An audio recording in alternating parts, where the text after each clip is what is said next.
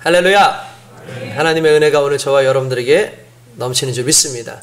우리 한번 앞뒤로 옆으로 이렇게 인사하겠습니다. 당신은 빛의 자녀입니다 하고 인사를 나누겠습니다. 시작. 당신은 빛의 자녀입니다. 당신은 빛의 자녀입니다. 할렐루야. 아멘. 예, 저와 여러분들은 빛의 자녀들이죠. 예, 빛의 자녀라는 것은 어둠에 거하는 인생이 아니라 낮에 거하는 인생이기 때문에 오늘 저와 여러분들에게 하나님께서 빛으로서 이 세상 가운데 살아가는 은혜를 특별히 말씀을 통해서 우리에게 더하게 주실 줄 믿습니다. 오늘 그 말씀이 저와 여러분들을 살리는 귀한 은혜가 있기를 원합니다. 데살로니가 전서는 이 성경 신약 중에 가장 먼저 쓰인 성경이라고 보시면 됩니다. 이 데살로니가 전서까지 이게 뭐 전서뿐만 아니라 이제 이 성경 신약 27권이 쓰여지는 모든 그런 과정 가운데 하나님의 은혜가 있었고, 특별히 데살로니가 전서가 이제 가장 첫 번째 쓰였다는 것이 어떤 의미가 있냐면, 당시 초기 믿는 신자들에 대한 어떤 신앙적인 모습이나 그들의 주된 관심이 무엇인지, 또는 교회에 일어나고 있는 상황이 어떤 상황인지를 실은 데살로니가 전서를 통해서 좀 알 수 있죠. 그러니까 성경이 시대적으로 좀 지나가면서 쓰여지기 때문에 디모데 후서라든지 이런 경우는 이제 좀 뒷부분에 쓰여지거든요. 그러니까 디모데 후서 같은 경우는 상당히 뒷부분에 쓰여지기 때문에 데살로니가 전서와 디모데 후서의 그 시간적 갭이 상당히 커요. 그러다 보니까 이 데살로니가 전서에 나와 있는 그 말씀에 나오는 그 내용들과 디모데 후서에 나오는 말씀의 그 내용들이 약간 좀 달라요. 그러니까 물론 그리스도 예수에 대한 은혜를 이야기하고 있고 우리가 어떻게 살아야 되는가에 대해서 이야기하고 있지만 관심사 자체가 상당히 좀 다르다는 걸 좀 알 수 있게 됩니다. 그러면 여러분 데살로니가 전서 혹시 읽어보신 분들은 데살로니가 전서에 나오는 주된 핵심이 뭔지 좀 아십니까? 한 키포인트, 그러니까 키워드라고 할 수 있는 좀 주된 언어가 뭔지 아십니까? 하기사 제가 얘기를 해드려야죠, 그죠? 그리스도의 강림이에요. 그러니까 주님의 재림. 그러니까 주님 다시 오신다는 이야기가 실은 데살로니가 전서에 상당히 중요한 이 키워드로 이렇게 자리를 잡고 있다는 거예요. 여러분, 주님 오실 것에 대해서 여러분들 기대하십니까? 우리가 마라나타 찬양하잖아요. 우리 마지막에 다른 교회들은 솔직히 끝날 때 주기도송으로 마치지만 우리 교회는 어쩔 땐 주기도송을 하기도 하지만 이 마라나타 찬양, 흔히 말하는 선포 찬양이라 그래서 마라나타 찬양을 하고 축도로 예배를 마칩니다. 그 마라나타라는 뜻 자체가 주 예수여 오시옵소서라는 그런 뜻이에요. 주 예수여 어서 오시옵소서, 그런 뜻이거든요. 그러니까 초기 기독교의 이 주된 흐름은 주님이 곧 오신다였어요. 주님이 곧 오신다. 그러니까 주님이 언제 오실지 모르지만 곧 오시기 때문에 우리가 주님의 오심을 늘 기대하면서 살자. 여러분, 주님이 오시는 것이 특별히 왜 그들에게는 너무나 중요한 관심사였냐면 힘들기 때문이었어요. 여러분, 신앙생활을 할 때 신앙을 지키게 하는 그런 여러 가지 상황들 속에 당신은 솔직히 소망이 없어요. 세상 속에서 소망이 없는 거예요. 세상은 아무리 보고 아무리 봐도 세상 속에서 소망을 찾기가 쉽지 않아요. 믿는 자들이 정말 고난을 받고 박해 속에서 힘들고 지치는 그런 상황 속에서 그들이 유일하게 견딜 수 있는 것은 딱 하나예요. 주님께서 곧 오신다는 그 한마디가 그들에게는 마음 가운데 위로가 되어지고 그리고 견딜 수 있는 힘이 되어진다는 거죠. 여러분, 이게 당시 시대의 주된 하나의 흐름이었다는 거예요. 오늘날에도요, 수많은 사람들이, 예수를 믿는 수많은 사람들 중에서 삶에 힘들고 어렵고 그리고 정말 이 삶 속에서 희망을 못 느끼는 사람들이 가장 쉽게 갖는 그 믿음의 형태가 뭐냐면 주님이 곧 오신다라는 말세 신앙이에요. 그러니까 주님의 그 종말론적인 그런 신앙을 가지고 있는 사람들의 특징은 간절함이 있고 인내가 있고 주님을 향한 그 뜨거움이 실은 좀 커요. 그러니까 그 시대가 데살로니가 전서가 쓰여지던 그 시대의 모습이었는데 이것은 너무나 참 감사한 일이라고 볼 수 있죠. 그래서 계속 데살로니가 전서에 주 예수께서 강림하실 때, 주 예수께서 강림하실 때라는 단어, 재림하실 때라는 단어가 계속해서 나오거든요. 근데 오늘날 여러분 어떻습니까? 오늘날 주의 강림이 우리에게는 간절한가요? 좀 어때요? 저는 시대적으로 상당히 다르다고 생각해요. 오늘날 우리 성도들은 주님 오시기를 기대하겠지만 제가 보기에는 이 예배 장소에서 주님 내일 오십니다 라고 했을 때 과연 기뻐할 수 있는 사람이 몇 명 있을지 저는 상당히 궁금합니다. 중간적으로 아마 제 생각에는 내일 오신다고? 가만히 있어봐. 아직 나는 젊은데? 나는 아직 해야 될 게 많은데? 지금 내가 이렇게 저렇게 해가지고 내가 지금 꾸려놓은 것도 있고 사업도 있고 이렇게 있는데 주님이 오신다고? 아, 주님 좀 늦게 오셨으면 좋겠다. 나는 장가 가야 되고 나는 시집도 가야 되고 나는 이런 사업도 해야 되고 여러 가지를 해야 되는데 주님이 당장 오신다고 그러면 어떡하지? 라고 걱정하는 성도들이 솔직히 상당히 많을 거라고 생각을 합니다. 그럴 뿐만 아니라 어떤 성도들은 그래? 나는 아직까지 내 믿음을 확증하지 못하겠는데 주님 오시면은 혹시 나 천국 못 가는 거 아니야? 주님 나 모른다고 하시는 거 아니냐? 그런 걱정 속에서 내가 차차차차 좀 믿음을 만들어갈 때까지 주님 좀 늦게 오셨으면 좋겠다라는 마음을 가지고 있는 것이 혹시 여러분들의 모습은 아닙니까? 저와 여러분들이 오늘날에 그런 모습으로 살고 있지 않을까라는 걱정을 하는 이유는 솔직히 오늘날에 예수를 믿는 것에 대한 박해가 그렇게 심하지는 않아요. 예수를 믿는다고 해서 물론 우리의 삶에 대한 문제를 가지고 우리를 박해할지 모르고 삶에 대한 문제를 가지고 우리에 대해서 경고하고 하는 사람이 있을지 모르겠지만 그냥 예수를 믿는 것 자체를 막아서는 자체는 지금 우리에게는 존재하지 않죠. 그러다 보니까 어떤 환난이나 고난이 그렇게 크게 없고 과거에 비해서 지금은 우리가 먹고 사는 문제에 대해서 그렇게 크게 어려움이 없기 때문에 솔직히 지금은 누릴 것들이 너무나 많고 하고 싶은 것들이 너무나 많기 때문에 주님 오신다는 것이 성도들까지도 부담스러워요. 이러한 삶을 살고 있는 우리에게 과연 주님의 재림은 어떻게 받아들일 수 있는가를 좀 생각해 볼 필요가 있다는 거죠. 여러분 어떻게 받아들여 주십니까? 정말 여러분들 주님의 재림을 정말 소망하십니까? 주님 다시 우리에게 오심을 여러분들 소망하십니까? 그런데 확실한 건 주님 오심을 소망하는 사람들의 신앙은 수준이 달라요. 여러분들 수많은 이단들이요 계속해서 거론하는 게 뭔지 아시죠? 그들은요 말세다. 이제 곧 마지막이 온다. 그러니 나를 믿어라. 내가 너희들의 구원자다. 라고 이야기를 한다는 거예요. 그러니까 그 사람들이 거기에 홀딱 빠져가지고 하는데 이유가 뭐냐면 마지막이 왔다. 끝이 왔다라는 그 말에 항상 마음 가운데 이게 두려움이 있고 불안함이 있기 때문에 그냥 그 이단들이 말하는 것에 그냥 훅 빠져가지고 거기에 신앙생활 하는데 신앙생활을 대충 하지 않아요. 얼마나 뜨겁게 하는지 모릅니다. 아침이든 낮이든 밤이든 새벽이든 그런 거와 상관없이 기도하고 막 열정적으로 사람들에게 포교 활동을 하고 얼마나 그렇게 하는지 모릅니다. 그런데 오늘날 우리 그냥 일반적인 기독교인들은요 솔직히 말세 신앙이 어느 순간부터 좀 흐들흐들해졌어요. 재림 신앙이 어느 순간부터 흐들흐들해졌어요. 그러니까 삶에 열정이 별로 없어요. 내가 오늘 이 시간에 어떻게 살아야겠다는 그게 없어요. 근데 여러분 한 가지 아십시오. 말세가 오든 주님이 그러니까 오시든 언제 오실지는 모르지만 그때가 오든 어쨌든 우리에게는 누구나 다 개인적인 종말이 있다는 거예요. 무슨 말입니까? 우리는 영원히 살지 못해요. 우리는 어느 순간에 주님을 봐야 될 때가 와요. 그것이 내 목숨이 끝나고 보는 것이든 아니면 주님이 오셔서 보는 것이든 인간은 결국은 주님을 볼 수밖에 없는 그 순간이 온다라는 거죠. 그런데 중요한 건 지금 이 순간이 저와 여러분들이 살아가는 가장 마지막 시간이라는 거예요. 그러니까 이 마지막 시간을 우리가 어떻게 살아야 될 것인가는 항상 재림신학, 흔히 말하는 하나님 정말 그리스도 예수를 만나는 그 주의 날의 신학에서 항상 시작되지 않으면 우리는 날마다 그냥 게으르게 살게끔 되어 있고 내일 열심히 믿지 뭐 내일 모레 좀 잘하면 되지 좀 시간 있다가 예수님을 좀 잘 섬기고 하면 되지라는 그 착각 속에서 산다라는 거예요. 그래서 우리의 신앙이 정말 뜨거워지려면 저와 여러분들 가슴 가운데 이게 있어요. 주여 어서 오시옵소서. 내가 오늘 주님 오심을 기대합니다. 오늘 이날이 주님 오심을 기대합니다. 주님 오시는 그 순간에 내가 주님의 그 가치가 이 세상에 내가 누려야 될 가치보다 더 큽니다라는 그 소망과 고백을 가지고 서 있다면 오늘 저와 여러분들의 신앙이 반드시 뜨겁고 아름답게 회복될 줄 믿습니다. 그 신앙이 필요해요. 오늘날 이 재림의 신앙이 필요해요.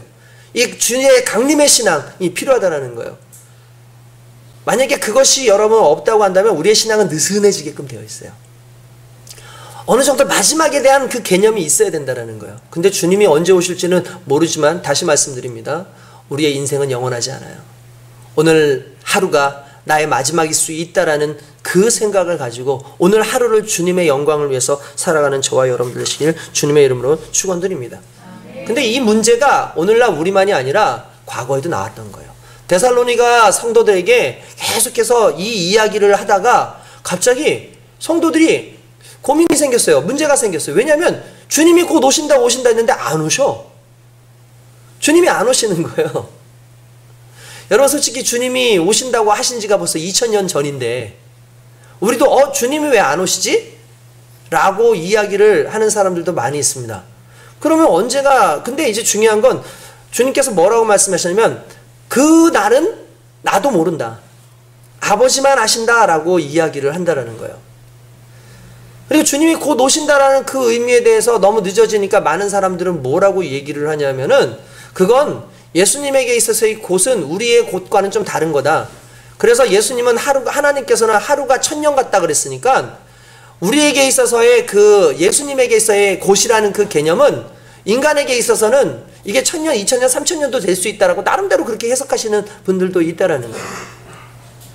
근데 이 고민 속에서 성도들이 갑자기 그러면 어떻게 살아야 되는 거야? 이제 뭐 주님 뭐 언제 오실지도 모르는데 그런데 지금 안 오는 거 보니까 안 오시는 거 아니야? 라고 하는데 이때 바울이 하는 말이 그거예요. 바울은 그거야. 주님은 반드시 오신다. 주님은 반드시 오신다. 그때와 그 시는 알 수 없어. 그러나 주님이 오시는 건 확실한데 그 오심에 있어서 우리가 기억해야 될 것은 뭐냐면 주님이 지금 오시든 나중에 오시든 이미 우리는 주님 안에 있다라는 얘기예요. 할렐루야. 이게 얼마나 기쁜 사건인지 아십니까? 주님이 나중에 오시든 지금 오시든 예수를 믿는 사람은 이미 주님 안에 있다고요. 여러분 이 시간 개념을 알아야 돼요. 구원은요 시간의 구원이에요. 왜 시간의 구원인 줄 아십니까? 내 시간이요 과거의 시간은 그냥 악한 삶을 삶은 세상의 그 지옥의 형벌 가운데 있는 멸망의 시간을 가고 있었어요. 우리는. 근데 어느 순간 내가 그리스도를 믿음으로 말미암아 남겨진 그 시간이 바뀌었어요. 무엇으로 바뀌었냐면 그리스도의 은혜에 주님 안에 속한 시간으로 바뀐 거예요. 그러니까 주님의 시간으로 바뀐 거죠. 구원은 결국 우리의 시간이 변하는 거예요. 이전까지 우리는 이 시간이 처음이 있고 마지막이 있으면 그 처음의 시작은 분명히 죽음이었는데 맨 마지막에 명망으로 끝나는 것도 원래 우리의 시간이었어요. 근데 어느 순간 이 시간이 바뀐 거예요. 우리의 어느 순간 그리스도와 함께하는 시간이 된 거예요. 그리스도와 함께하는 시간의 특징이 뭔지 아십니까? 영원한 시간이라는 거예요. 그러니까 이미 우리는 영원한 시간 가운데 있어요. 비록 우리의 육체는 죽어서 후패할 수 있지만 우리가 그리스도의 영과 함께 연합하여서 영원한 삶을 살고 있다는 걸 여러분들 일단 믿으시길 주님의 이름으로 축원드립니다. 그게 믿어지시길 주님의 이름으로 축원드립니다. 그러면 그 말을 좀 다른 말로 하면은 지금 우리가 사는 이 삶이요 주님과 함께하고 있는 삶이라는 거예요. 실은 우리에겐 주의 날이 이미 온 거예요. 할렐루야. 이게 무슨 의미인지 이해되십니까? 주님이 우리는 일반적으로 시간이라는 개념을 따질 때 물리적 시간이라는 게 있어요. 물리적 시간이라는 게 뭐죠? 제깍 돌아가는 뭐 오늘 몇 시야 하는 게 이게 물리적인 시간이에요. 그 물리적인 시간은 그냥 흐름 속에서의 시간인 거죠. 그런데 물리적 시간이 아니라 영적 시간, 의미적 시간이라는 게 있어요. 그 영적 시간, 의미적 시간이라는 것은 간단해서 어떤 물리적으로 돌아가는 그 시간이 아닙니다. 그거는 이제 우리가 눈으로 생각할 수 있는 그런 시간이나 뭐 귀로 들을 수 있는 그런 시간의 개념이 아닌 거예요. 우리는 이미 의미적 시간, 영적 시간 안에 들어와서 사는 존재이기 때문에 주님께서 나중에 오시든 지금 오시든 그거와 상관없이 우리는 그 시간 속에서 지금 살고 있기 때문에 여러분 우리가 두려워하면서 살 필요는 실은 없다는 거예요. 사람들이 주님 그때 오실 때까지 내 신앙을 지켜야지 잘해야지 라고 하는 그 속에는 어떤 마음이 있죠? 실제로 두려움이 있어요. 실은. 그런데 하나님께서는 너희는 두려워하지 마. 너희가 가지고 있는 시간 자체는 주의 날은 너희에게 있어서는 심판의 날이 아니라 생명의 완성의 날이야 라고 말씀하시는 거죠. 오늘 좀 설교가 좀 어렵나요? 이건 너무나 중요한 부분이기 때문에 여러분들한테 말씀을 드리는 겁니다. 그래서 여러분 오늘 본문 말씀을 통해서 우리가 읽는 이 부분이 뭐냐면 주님의 날이 곧 올 텐데 주님의 날로 너희들 고민하잖아. 근데 주님의 날에 너희들이 깨달아야 될 것은 주의 날은 반드시 밤에 도둑이 오는 것처럼 올 거야 라고 얘기를 하셨어요. 여러분, 바울이 그 얘기를 할 때 실은 이 이야기는 누가 하셨을까요? 예수님께서 이미 마태복음에서 하셨던 말씀입니다. 마태복음에서 인자가 언제 올지 아무도 모른다. 그러나 밤에 도적과 같이 오리라 라고 이야기를 하셨다라는 거예요. 그러니까 도적과 같이 온다라는 게 무슨 의미죠? 그 말은 아무도 모른다는 거예요. 어느 날 뭐 여러분들한테 도적이 내가 몇 월 며칠 날 언제 저녁에 갈 테니까 좀 집 좀 비워놔 이렇게 얘기 안 하잖아요. 도적은 어느 때든지 올 수 있는 상황이 된다라는 것을 의미하는 거예요. 그때 도적이 온다는 것은 두렵죠. 그러면서 이렇게 얘기합니다. 근데 도적은 언제 오냐면 밤에 와 라고 얘기를 해요. 밤에 와. 오늘 성경에 그렇게 나와있잖아요. 밤에 도적이 온다고 그렇게 얘기를 하잖아요. 그렇죠. 낮에는 솔직히 범죄의 확률이 좀 떨어져요. 낮에는 도둑이 올 확률이 상당히 떨어져요. 물론 빈집이라면, 그것이 상식적인 빈집이라면 모르겠는데 낮에는 솔직히 도둑이 오기가 참 쉽지 않지만 밤에는 너무나 자연스럽게 올 수밖에 없는 그런 상황 아니겠습니까? 실제로 범죄에도 그렇습니다.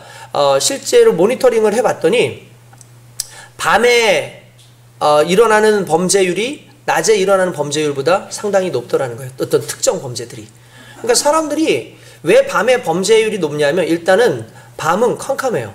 그래서 누군가 자기를 주시하지 않는다고 생각을 한다는 거죠. 근데 낮에는 누군가 많은 사람들이 나를 주시하고 있다라고 하는 그것이 있기 때문에 실제로 범죄율이 떨어진다는 거예요. 그러니까 밤을 살아간다라는 사람들은 특징이 뭐겠습니까? 보이지 않고 또한 내 마음대로 내 뜻대로 살 수 있고 그리고 사람들에게 어떤 저촉되지 않는 그 삶을 사는 사람들의 특징이 밤을 사는 사람들의 특징들 아니겠습니까? 근데 낮은 다 드러나거든요. 그러니까 솔직히 내 행동 하나하나가 보여지는 상황 속에서 나쁜 짓을 하고 싶어도 하지 못하는 게 실은 밤의 특징이라는 거예요. 근데 특징은 여기서 나올 때 주님께서 뭐라고 했으면 내가 밤에 도적자같이 오겠다라고 말씀하셨다는 거예요. 그러면 여기서 오시는 주님의 특징은, 여기서 오시는 주의 날의 특징은 심판의 날일까요? 아니면 생명의 날일까요? 뭐죠? 심판의 날인 거예요. 여러분, 주님께서 첫 번째 오셨을 때는 우리에게 생명을 주시기 위해서 오셨어요. 근데 두 번째 오시는 그때에는 심판을 주시는 거예요. 그러니까 그 심판인 어느 심판이냐면 밤에 거하고 있는 자들의 심판이라고 성경은 이야기를 하고 있는 거죠. 그러니까 이 밤에 대한 부분들을 심판하시는구나 라고 얘기하는데 너무 감사한 게 뭔지 아십니까? 주님께서는 이렇게 얘기해요. 그러나 너희는 낮에 속한 자니라 라고 말씀하고 있다는 거예요. 그러면 여러분 생각해 보십시오. 낮에 오시는 주님은, 낮에 속한 자들에게 오시는 주님은 어떤 주님일까요? 맞아요. 생명의 주님이라는 거예요. 이해되셨습니까? 그러니까 주님이 언제나 오십니다. 근데 그 주님이 오시는 그 시간은 우리가 알지 못해요.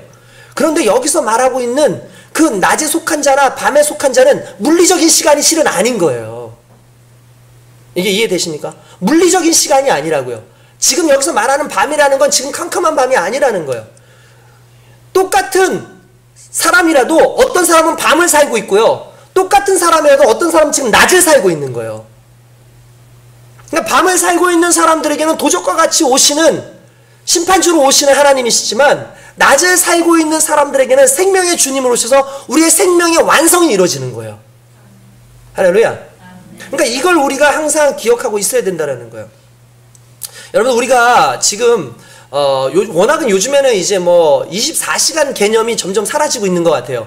옛날에는 일을 할 때 낮에만 일을 했지만 지금은 저녁에도 일을 하는 사람이 있잖아요.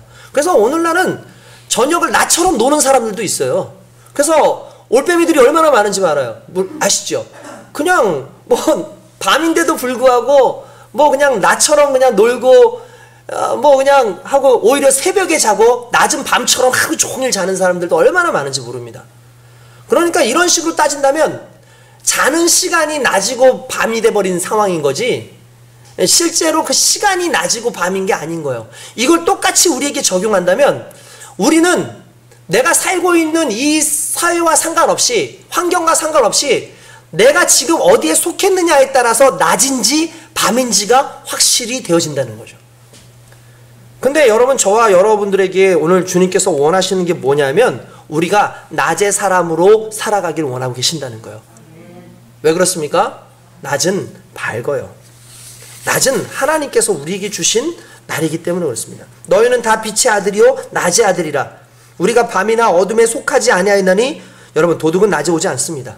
따라서 나처럼 살아가는 사람은 도둑을 걱정하지 않습니다. 그 무슨 말이에요? 두려움을 가지지 않는다는 뜻이에요. 절망하지 않는다라는 뜻이에요. 왜 그런데 우리가 주님 오심에 대해서, 재림에 대해서 절망하고 있고 두렵고 떨리냐면 지금도 여전히 우리가 밤을 살기 때문에 그렇다는 거예요. 그러니까 밤을 살지 않는 사람들은 주님은 너무나 고대할 수밖에 없는 존재인데, 낮을 살고 있는 사람들은 정말 주님 오시길 오히려 간절히 구하는 사람들인데, 밤을 살고 있는 사람들은요, 이 밤 속에서 주님 오시는 게 별로 기쁘지가 않죠. 도둑처럼 오시는 그 주님이 내 것을 다 가져가시는 주님으로 오신다면 우린 기쁠 수가 없는 거예요. 그렇기 때문에 하나님께서 끊임없이 말씀하시는 게 뭐냐면 너희는 낮의 삶을 살라는 거예요. 할렐루야. 왜 여러분 우리가 낮의 삶인 줄 아십니까? 우리가 살아가는 이 삶이 빛의 삶이기 때문에 그런 거예요. 빛은 누군가요? 그리스도 예수입니다. 성경에 보면은 형제들아 너희는 어둠에 있지 아니하며 그날이 도둑같이 너희에게 임하지 못하리니. 할렐루야. 여러분, 이게 너무 감사한 거예요. 왜 우리에게는 도둑같이 임하는지 못하는지 아십니까? 이미 우리는 낮의 사람으로 살고 있고, 우리는 낮일 뿐만 아니라 이미 생명 안에 있는 사람이기 때문에 우리는 그 두려움, 그 절망의 날이 아니라는 거예요. 이게 너무나 기쁜 거죠. 너무 감사한 일인 거죠. 마태복음에 보면은 24장 42절 그러므로 깨어있으라. 어느 날에 너희 주가 임할는지 너희가 알지 못함이라. 그러면서 너희는 다 빛들의 아들이요 낮의 아들이라. 우리가 밤이나 어둠에 속하지 아니하느니. 예수를 믿는 자들은 모두가 다 빛의 자녀라는 거예요. 그리고 세상의 빛이라고 말씀하시고 우리로 하여금 생명의 빛이라고 하셨는데, 그 이유는 주님이 빛이기 때문에 그 빛 안에 거하는 자는 이미 낮에 거하고 있는 자라는 걸 의미하고 있다는 거죠. 그래서 우리가 두려워하지 않는 거예요. 그러니까 바울은 이 얘기를 하는 거예요. 재림? 신경 쓰지 마. 주님이 언제 오시든 그건 신경 쓰지 마. 이미 우리는 낮에 살고 있어. 이미 우리는 생명 안에서 살고 있어. 그냥 주님이 오시는 건 마지막을 딱 정해주셨기 때문에 오시는 것 뿐이지, 그분이 오시든 아니면 나중에 오시든 언젠가 오시긴 하겠지만 우리의 삶은 그것 때문에 두려워하면서 내 믿음 지켜야지, 내 믿음 잘 관리해야지, 그 삶에 막 매여가지고 정전긍긍하는 삶이 아니라 그냥 낮이기 때문에 낮의 삶을 살면 되는 것이고, 내가 그리스도 예수의 구원받은 사람이기 때문에 구원받은 사람의 삶을 그냥 지키고 살아가면 되는 거예요. 두려워가지고 혼날까봐 나쁜 짓 안 하면서 사는 게 우리의 삶이 아니라 하나님의 빛의 자녀이기 때문에 좋은 일로 계속해서 선하게 살아가는 게 빛에 속하고 낮에 속한 사람의 특징이라는 거예요. 이해되십니까? 그러니까 밤에 속한 자들 속에서 살아가는 우리는 항상 그 두렵죠. 왜? 밤이 자꾸 보이니까. 그러니까 우리는 자꾸 내가 나쁜 짓을 하면 큰일 나겠지? 내가 못된 짓을 하면 큰일 나겠지? 그러니까 이거에 전전긍긍하는 거예요. 그러니까 신앙이 수동적이야. 믿음이 수동적이야. 그래서 내가 예수 그리스도의 영광을 위해서 살아가기보다는 내가 최대한 하나님 욕 덜 먹여야지. 여러분, 주님의 일을 하다 보면 어느 순간에 주님이 함께 욕 먹을 때도 있어요. 나도 모르게. 그렇다고 해서 수동적으로 방어적으로 아무것도 안 하고 나 아무것도 아닙니다. 내가 아무것도 아니라고 하면 예수님도 욕 안 먹겠지. 주님이 원하시는 건 그 삶이 아니라는 거예요.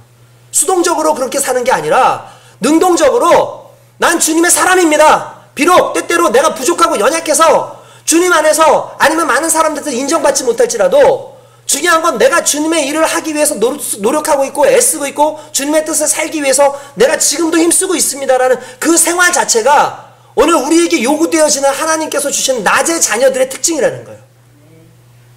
여러분, 우리 수동적으로 살지 맙시다. 주님 언제 오실지 몰라서 벌벌 떨면서 아이고 내가 요때 요렇게 하지 말아야지, 요렇게, 그런 게 아니라 이미 구원받은 하나님의 백성으로서 지금의 이 낮을 살아갈 때에 저와 여러분들에게 하나님의 기쁨이 나타나게 되신 줄 믿습니다. 특별히 여러분, 낮에 속해서 산다라는 그 자체가 너무나 중요해요. 저는 특별히 이 소속에 대한 부분에 대해서 여러분들에게 조금 더 말씀을 좀 드렸으면 좋겠다라는 생각을 해요. 여러분, 낮에 속하게 되면 과연 어떤 삶을 살아야 될까? 제가 예전에 대학교 2학년 때 처음으로 신길중앙교회에 갔습니다. 그때는 이제 그냥 교육전도사로 그냥 일반 선생으로 교회를 갔어요. 그 교회를 간 이유가 있었어요. 왜 교회를 가게 됐냐면 제가 여의도 순복음교회에서 신앙생활을 했었는데 여의도 순복음교회에서 우리 찬양팀을 제가 인도했는데 그 찬양팀이 그래도 외부 사람들도 모이는 약간 초교파적인 그런 찬양팀이었어요. 그러니까 사람들이 좀 많아가지고 같이 연습을 하는 공간이 있었어요. 그 연습을 하는 그 공간이 있었는데 그 공간을 어느 날 청년부가 쓰겠다고 막아버리고 거기를 청년부가 계속 쓰는 거예요. 그러니까 저는 제가 찬양단 단장으로서 사람들을 이끌어야 되는데 할 만한 곳이 없는 거예요. 교회가 아무리 커도 성도도 워낙 많으니까 그 빈 공간이 나오지가 않는 거예요. 그래서 고민을 하고 있던 그때에 제가 어떤 상황에 의해서 그 신길중앙교회로 잠깐 이렇게 찬양팀을 그쪽에서 연습을 할 수 있도록 제가 우리 전임 목사님께 양해를 구해서 들어오게 됐어요. 그래서 들어오는데 대신에 내가 어떻게 하기로 했냐면 내가 그런데 아동부 애들을 교사로 활동을 좀 해야겠다라는 그 생각을 가지고 이렇게 있었어요. 그래서 저녁에는 오후에는 그 예배가 다 끝난 시간이니까 우리 그 함께하는 청년들하고 이런 친구들이 와서 그때 찬양을 하고 막 연습을 하고 그리고 아침에는 제가 가서 거기서 봉사를 이렇게 하는 거예요. 근데 독특한 이중생활을 하나 했는데 그게 뭐냐면 제가 거기에서 아동부 아침에 9시 아동부를 하거든요. 아동부를 딱 하고 나서 교사까지 하고 나선 저는 그 교회를 나와가지고 여의도를 가는 거예요. 거기에서 이제 예배를 드리러 가는 거예요. 자, 여러분 한번 생각해 보세요. 지금 이런 상황이라고 쳐봅시다. 우리 교회에 누가 여기 와가지고 아침 9시 예배를 드리는데 9시 아동부 교사를 하고 나서 가요. 여러분 어떨 것 같아요? 좀 이상하지 않습니까? 담임 목사님이 저를 너무 싫어했어요. 그 당시에. 왜 싫어했을까요?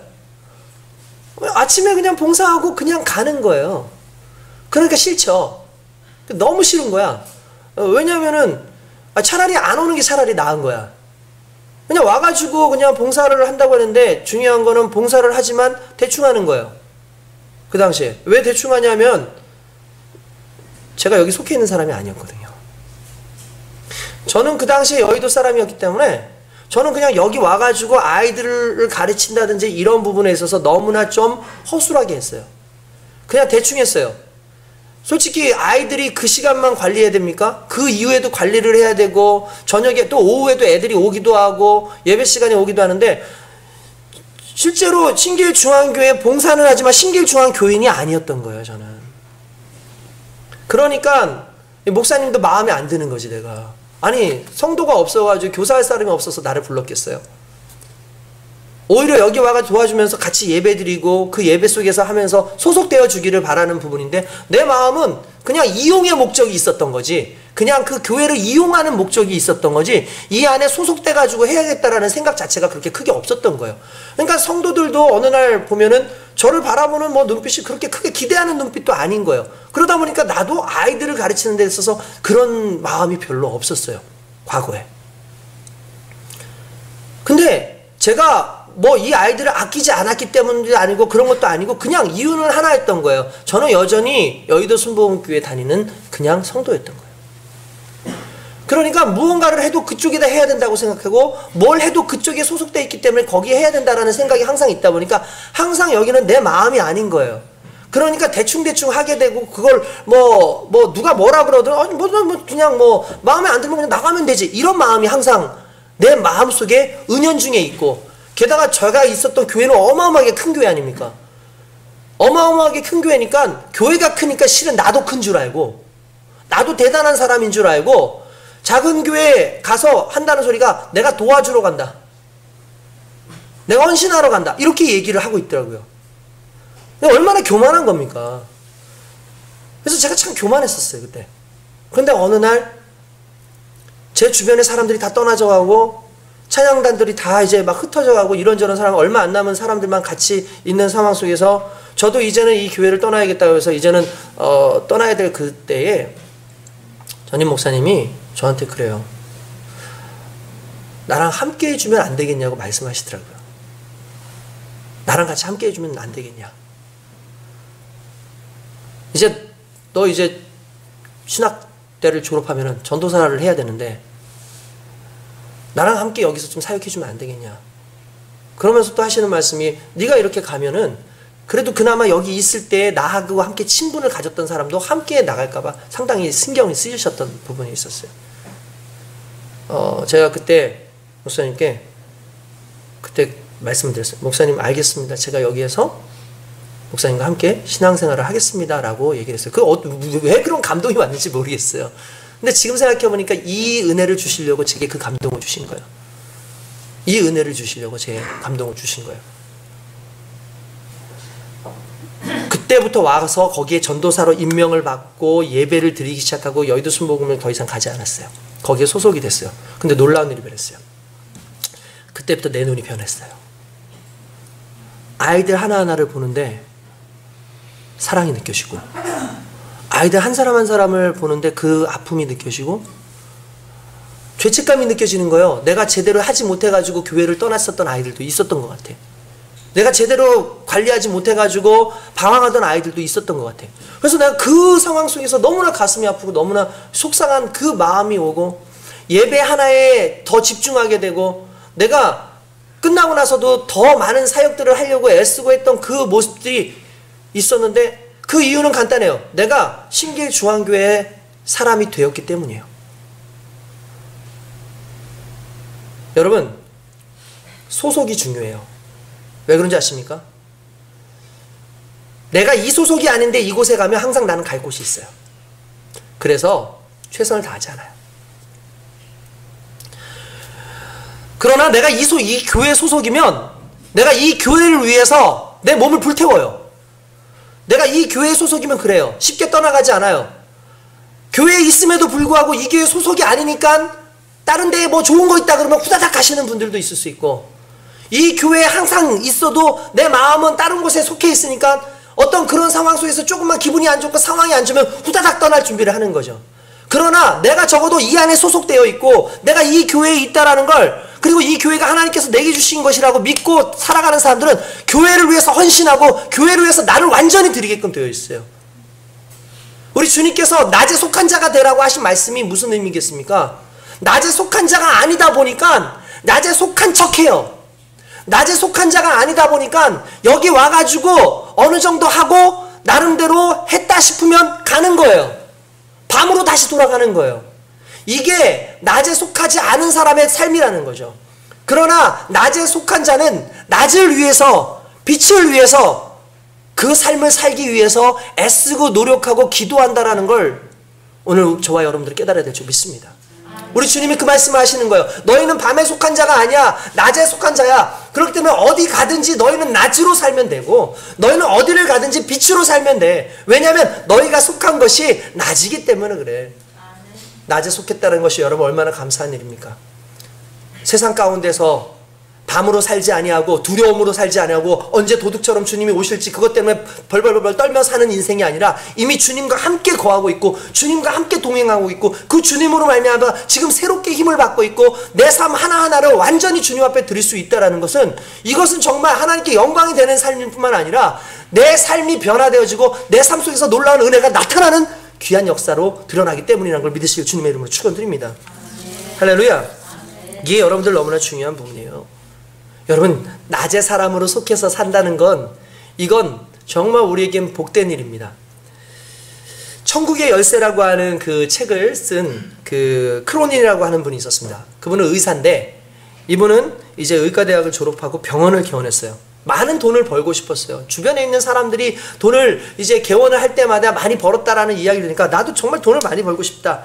그래서 환자들이 얼마나 병원을 많이 찾아올 수 있는가에 관심이 많았던 사람이었어요. 이 크론이라는 사람이.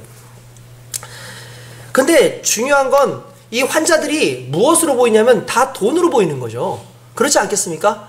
돈을 많이 벌고 싶은 목적을 가지고 개원을 했으니 당연히 환자들이 돈으로 보이죠. 여러분, 사람들이 어떤 목적을 가지고 사업을 하느냐에 따라서 대하는 사람들이 돈으로 보이는 사람들도 있어요.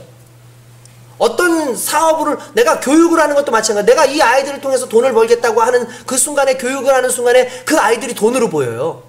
수많은 사람들이 다 돈으로 보이고 이익으로 보여요. 근데 그렇게 보지 않으면 달라지죠. 목사가 성도들이 많아지면 이 성도들을 헌금 가지고 내가 부자가 되겠다라고 생각을 하고 성도들을 본다면 성도가 아니라 돈으로 보이겠죠. 그렇지 않겠습니까? 그러나 성도 한 사람 한 사람이 빛으로 보이고 하나님의 자녀로 보이고 또한 긍휼함을 얻어야 될 죄인으로 보인다면, 그래서 그들을 위해서 왔다고 한다면 눈이 달라지는 거죠. 이미 목적이 다른 거죠. 우리는 낮에 속한 자이기 때문에 그런 거거든요. 그런데 마찬가지예요. 이 사람은 돈을 벌기 위해서 환자가 왔으면 좋겠는데 안 오는 거예요. 돈을 많이 벌지 못했습니다. 그런데 크리스찬이에요. 하나님 앞에 기도했어요. 하나님, 병원이 잘 되어 많은 돈을 벌게 해주십시오. 우린 여기에서 이 사람은 스스로 생각하죠. 내가 기도했기 때문에 크리스찬이라고 생각하는 거예요. 그런데 여러분 한 가지 알아두셔야 됩니다. 기도를 했기 때문에 크리스찬이 아니라 기도의 내용이 크리스찬이어야 돼요.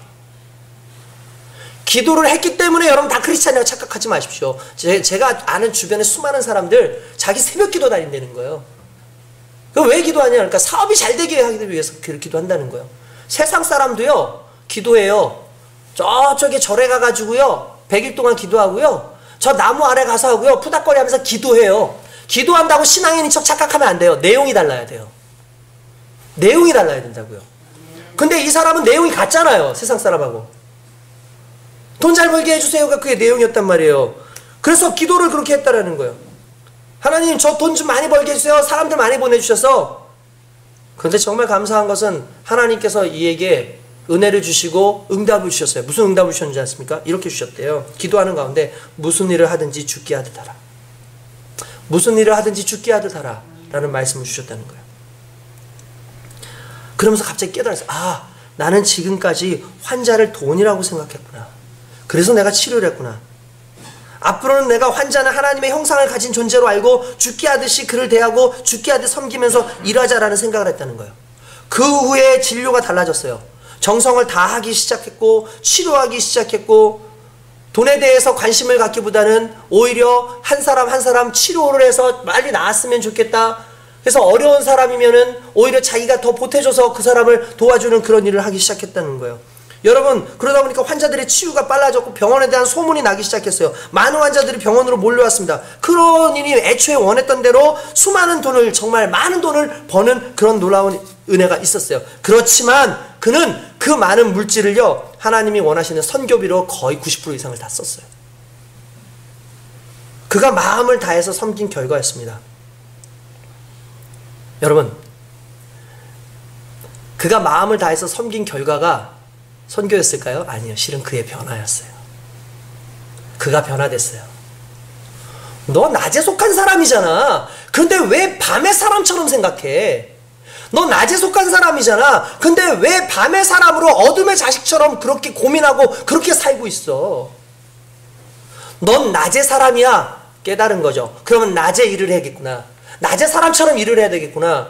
남을 속이고 남의 것을 빼앗아서 내가 잘 되는 것이 내 목적이 아니라면 정말 하나님 안에서 내가 낮의 삶을 살아야겠구나 하는 순간에 우리에게 있어서는 내가 수많은 일을 하고 하나님의 귀한 사역을 한 것보다 더 중요한 건 내가 낮의 사람으로서 제대로 서는 거예요. 내가 낮의 사람으로서 인정받는 거예요. 얼마나 놀랍습니까? 이게 오늘 저와 여러분들의 목적이 되어야 되고 낮에 속한 자로 살아가는 자들의 의무고 그것이 은혜인 줄 믿습니다. 여러분, 그게 낮에 속한 자들에게 주시는 하나님의 복이에요. 더 많은 걸 벌었기 때문에 돈 많이 벌었지만 결국 어떻게 했어요? 90% 이상을 선교비에 썼다 그랬잖아요. 무엇을 의미하는 거예요? 돈이 목적이 아니었던 거예요. 이제 돈에서 목적이 바뀐 거예요. 목적이 바뀌었다는 건 내 인생이 바뀌었다는 거예요. 내 인생이 바뀌었다는 건 내 인생의 주인이 내가 아니라 하나님이라는 걸 인정하는 거죠. 그 인정함 속에서 결국 우리에게 놀라운 생명의 역사가 일어나기 시작한다는 것이죠. 할렐루야. 그렇습니다. 낮에 속해서 살아야 됩니다. 우리가 낮에 속해 있기 때문에 주님이 항상 함께 하심을 믿고 깨어 있는 거예요. 여러분, 성경에 그러죠. 깨어 있어라. 그럼 낮은 언제냐? 깨어 있는 동안이 낮은 거예요. 그러니까 우리가 이렇게 생각하면 돼요. 물리적인 시간이 낮밤이 아니라 성경에서 말하는 낮은 깨어 있는 동안이 낮은 거예요. 깨어있다라는 건 무엇을 의미하는 겁니까? 내가 생각하고 내가 사고하는 모든 것들이 하나님과 그리스도 예수에게 뭉쳐져 있는 거죠. 여러분 잘 때는 생각할 수 없어요. 잘 때는 내가 생각하지 않아요. 오히려 꿈을 꾸죠. 생각이 되어지죠. 그렇죠? 그런데 낮은 내가 생각할 수 있는 시간이라는 거예요. 내가 생각할 수 있는 시간은 뭡니까? 이건 내가 의지를 가지고 행동할 수 있는 그 시간이라는 거예요. 그런데 밤은 꿈을 꿔요. 꿈을 꿨는데 그리고 또 생각을 뭐 하지는 않는데 움직여져. 이걸 보고 뭐라 그러죠? 몽유병이라고 그러죠. 몽유병은 정상적인 게 아니죠. 그렇기 때문에 밤을 살아가는 인생이 아니라 낮을 살아가는 사람은 항상 깨어 있어야 돼요. 그래서 낮의 정신으로, 빛의 정신으로, 그리스도의 정신으로 살아갈 때 그 은혜가 온전히 그 안에서 나타나게 되는 줄 믿습니다. 아멘. 할렐루야. 아멘. 우리가 낮에 속하여 있기 때문에 정말 하나님 앞에 너무 감사한 건 아니겠습니까? 오늘 5절 말씀도 보면은 여러분 뭐라고 되어 있습니까? 다시 4절부터 잠깐 보면은 이렇게 되어 있습니다. 형제들아 너희는 어둠에 있지 아니하며 그날이 도둑같이 너에게 임하지 못하리니. 나오죠? 도둑같이 임하지 못한대요. 왜요? 우린 낮에 있으니까. 그 날이 어떤 날이에요? 심판의 날이에요. 우리는 심판의 날에 거하는 사람이 아니에요. 그러니까 많은 사람들이 착각하는 경우가 있어. 주님 오신다 그러면 벌벌 떨어. 왜냐하면 그게 심판의 날이라고 생각하는데 중요한 건 주님 오시는 그때에 우리는 심판석에 함께 있어요. 네, 이해되십니까? 네.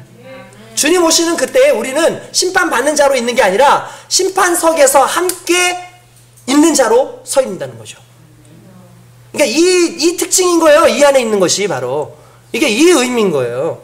그러니까 도둑같이 우리에게 임하지 않아요. 너희는 다 빛의 아들들이요 낮의 아들이라 우리가 밤이나 어둠에 속하지 아니하리니. 그렇죠. 밤이나 어둠에 속하지 않는데요. 왜냐하면 우린 낮의 사람이니까. 그러므로 우리는 다른 이들과 같이 자지 말고 오직 뭐 하라고요? 깨어 정신을 차릴지라. 할렐루야. 여러분 깨래요. 아 그럼 잠도 자지 말고 하라는 건 아니요. 우리의 영이 깨어 있어야죠. 우리의 삶이 깨어 있어야죠. 우리가 항상 낮에야 된다는 걸 의미하는 거죠. 자는 자들은 밤에 자고 취하는 자들은 밤에 취하되 우리는 낮에 속하였으니 정신을 차리고 믿음과 사랑에 호심경을 붙이고 구원의 소망에 투구를 쓰자. 할렐루야. 아멘. 그렇습니다. 우리는 이제 깨어서 낮에 있는 사람이 되길 원합니다. 오늘 앞뒤로 양옆으로 합시다. 우리 이제 낮에 속한 자로 살아갑시다. 시작. 자, 우리 낮에 속한 자로 살아갑시다. 아니 이렇게 얘기합시다. 당신은 낮에 속한 자입니다. 시작. 자, 당신은 낮에 속한 자입니다. 당신은 낮에 속한 자입니다. 할렐루야. 여러분 그렇습니다. 낮에 속한 자들은 하나님의 은혜가 있어요.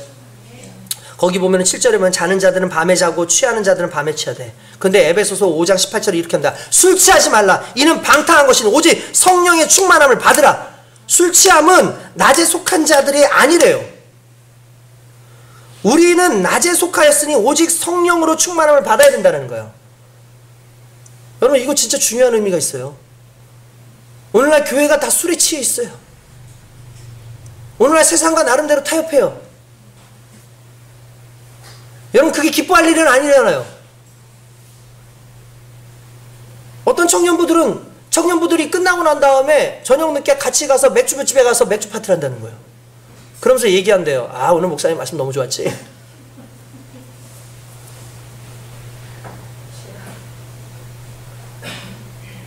이건 아니죠. 술 문제가 아니에요. 제가 지금 말하는 게 술을 말하려는 게 아니에요. 성도들 중에서 낮에 술 먹는 사람 못 봤어요. 밤이 오길 기다리죠. 왜냐하면 밤이 되면 아무도 내가 성도인 줄 몰라요. 그래서 깨어 있으라는 거예요. 그래서 깨어서 낮으로 살라는 거예요.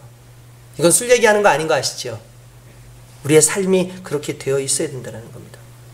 오직 하나님께서 우리에게 원하시는 것은 낮에 살면서 빛의 자녀로 살면서 하나님께서 맡겨주신 그 삶 가운데 빛을 드러내는 하나님의 거룩한 삶을 살기를 원하는 거예요.